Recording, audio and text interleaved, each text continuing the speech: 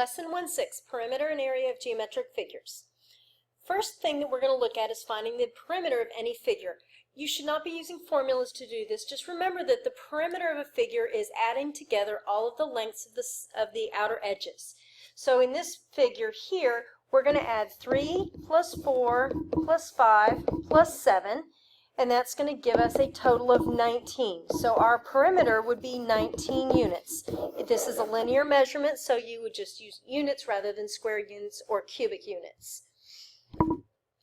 The next thing we're going to look at is the the circumference of a circle. Circumference is the distance around the outside of the circle. It's kind of like perimeter, you're just tracing the outside of it. There are two different formulas depending on whether you have the radius or the diameter.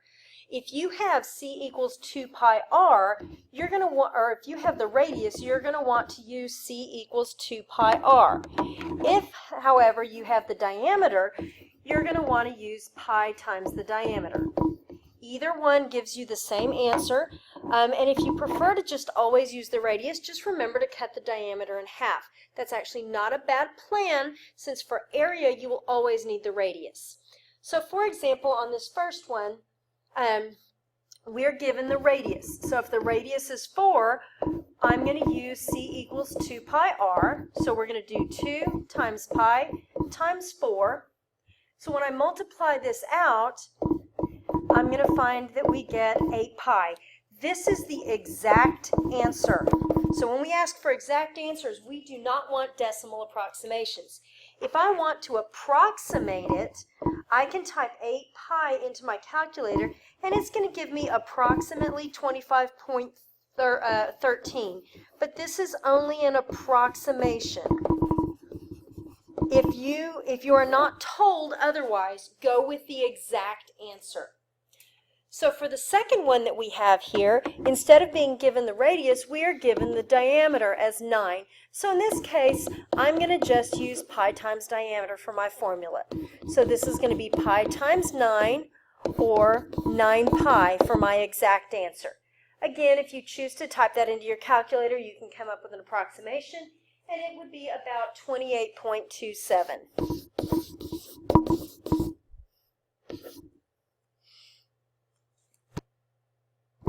Okay, so let's move on to the next part, which is the area of a triangle. You've got your formula, a equals 1/2 times the base times the height. One of the common mistakes with this is to forget the 1/2, so be really careful with this.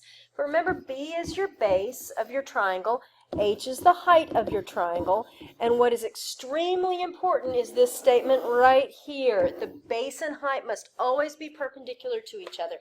This is true for triangles. When we talk about three-dimensional figures, this will be true of the base and the height of the figure as well. So when we look at these, we need to identify the base and height by finding the two segments that are perpendicular. Let's skip the first one for a minute. Let's go on to the second one. I'm looking at the little right angle mark right here, and so that means this is going to be my base, and this is going to be my height. So when I do my formula, I'm going to find that area would be 1/2 times the length of the base times the length of the height. So my area here would be 21, and since it's area, this is going to be square units, which we can write like this. Okay, so let's look at the next one here. Again, find that right angle mark. So this is the height of my triangle. 8 would be the height. The base is not 7, it's just the 2, because this is the only part of the triangle. This is my base. So when I'm using my formula, I'm going to get 1/2 times the base times the height, which is going to give me 8 square units. You can write square units either way. This first one I'm going to leave, and I want you to stop the video for a minute and do that one on your own. When we check notes in class the next day, we will expect this one to be finished. Okay, and we're going to move on to the area of a parallelogram. We're going to use the formula a equals bh, where b is the base of the parallelogram and h is the height. And as we talked about before, base and height always perpendicular. So again, you're going to be looking for those little parallel or little perpendicular marks to make sure that you get those in the right place. Okay, so this first one, I want to do base times height, and here's my right angle mark. So that's going to make this my height, and it's perpendicular to this side right here. This side has the same length as the side across from it, so it's going to be 11. This is going to be my base. So my area here would be 11 times 4, or 44 square units. I want you to stop the video again, and I want you to try the next one on your own. As with the last one, we will expect this done when we check notes. Good. Okay, the next one we're going to look at is the area of a trapezoid. The area of a parallelogram, this should say trapezoid right here. A trapezoid is not a parallelogram because it's only got one pair of parallel sides rather than two. Base 1 and base 2 are the bases. That's what our B1 and B2 stand for. H is the height. And so when we start looking at our figures, because they can be oriented other ways, we have to make sure that we know which one the bases are and which one is the height. Your bases are always perpendicular to your height, as we talked about before, and your bases are always parallel to each other. So that's going to help you identify which sides to use when you're doing your area. Okay, so let's look at our example here. These two marks tell me that those sides are parallel. So that means my bases have to be 9 and 15. It doesn't matter which one you call base 1 and base 2, but you're going to identify those. So now I'm looking for a side that would be perpendicular to both of those bases. Because of this right angle mark, I know that my height has to be 8, not 10. So when I look at this formula, 1/2 base 1 plus base 2 times the height, you can think of this as averaging your bases. If I add two numbers and divide by 2, I've found the average of my numbers. So my area here would be 1/2 base 1 plus base 2 times the height of my figure. So when I add 9 and 15, I'm going to get 24. Half of 24 is 12, and 12 times 8 is 96. And again, it's area, so this is going to be square units. Good. The next section that we're going to look at is the area of a circle. The formula is A equals pi r squared. R is going to be the radius of the circle. You will need to be a little careful when we give you the diameter to make sure that you know what the radius is before you start working this out. So let's skip the radius, this one for right now, and move on to the second one. What I have to recognize here is that my diameter is 10, which means my radius is going to be half of that, or 5 units. So when I go find the area, I'm going to do pi r squared. Pi times my radius squared, so this is 25 pi. My exact area would be 25 pi square units. Approximate, this is where we would type this into the calculator. When I type in 25 pi, and if you're going to use your calculator, don't type in 3.14. Make sure that you're using the pi key to maintain accuracy. But we're going to get this to be approximately 78.54 square units. Now I want you to go back on the previous one where I gave you the radius, stop the video, and do that one on your own. Again, as with the others, we will expect those done when we check notes. Okay, hopefully we have that right. And we're going to move on and look at the area of a rhombus. What's special about a rhombus is that all of the side lengths are the same. There are a lot more pieces of information that we'll study about a rhombus when we hit our unit on quadrilaterals, but for right now, the only formula we need you looking at is the area being 1/2 the product of the diagonals. D1 and D2 are the lengths of the diagonals, and that would be the whole way across, not just in the middle. So in this figure, D1, if I'm taking this to be my first diagonal, and again, it doesn't matter which one you call 1 and which one you call 2, but this is going to be 5 plus 5, or 10. My second diagonal, which will be this one, will be 12 plus 12, so it would be 24.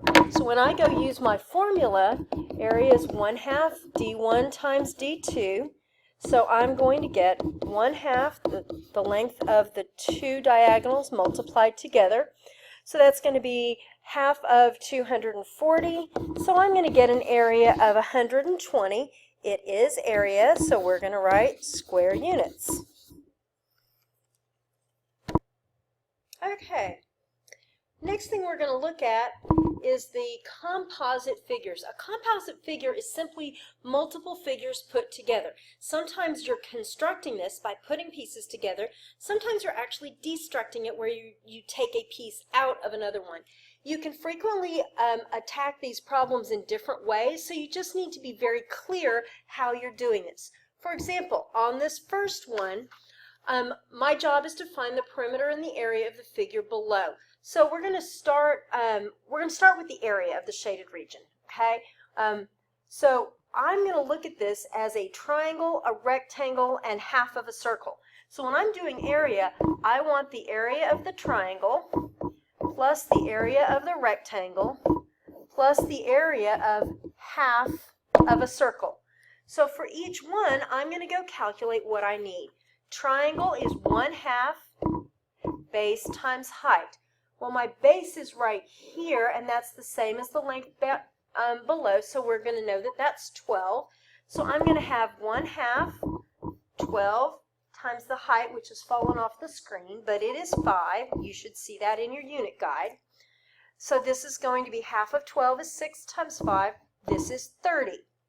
When we do the rectangle, we're looking at length times width. So here, I'm looking at length and width, and it's telling me here that the diameter of the circle, which is also the width of my rectangle, is 6. So this is length times width, so I'm doing 12 times 6, which is 72. Finally, I've got half of my circle. Well, my formula for my circle is pi r squared, but I only want half of it because I only have half of the circle. The other half of the circle is inside the rectangle, and I've already calculated that area. So I'm going to do 1/2 times pi times my radius. Well, if my diameter is 6, my radius has to be half of that, squared. So this is going to be half of 9 pi, which is 4½ pi. So now all that's left to do is add my three pieces together, and I'm going to get 102 plus 4.5 pi. Now because I have pi on the 4.5, I cannot add it into the 102. This would be my final answer, and it is area, so this would be square units. I want you to try to do the area on the next one. When you're looking at this, the easiest way to look at this is you have a trapezoid, so we would find the area of the trapezoid, but we've pulled out a triangle, so we would subtract the area of the triangle. Stop the video and try this one on your own, and we will check that one in class next time. Okay, on this first figure, we also wanted to find the perimeter. So let's look at the pieces that we're missing. First thing we need to do is understand what we look for. That's going to be all the way around the outside. So we need this piece, which we know is 5. We need this piece, which we can tell from this is going to be 6. We need this piece, which is 12. We need this curved section. This is going to be half the circumference of my circle, and then we need this piece, which is going to be the hypotenuse of that triangle on the top. Well, we're missing those two pieces of information, so we're going to need to do a little bit of work to find those. So let's start with the circumference. Circumference is pi times diameter, so this is going to be 6 pi. So half of my circumference would be 3 pi. So we're going to put 3 pi right here. Hypotenuse, we're going to use Pythagorean theorem. So 5 squared plus 12 squared is c squared. When we add together 25 and 144, we get 169 as c squared. So c would be 13. That's the length of my hypotenuse. So when I add all these together, I'm going to get 36 plus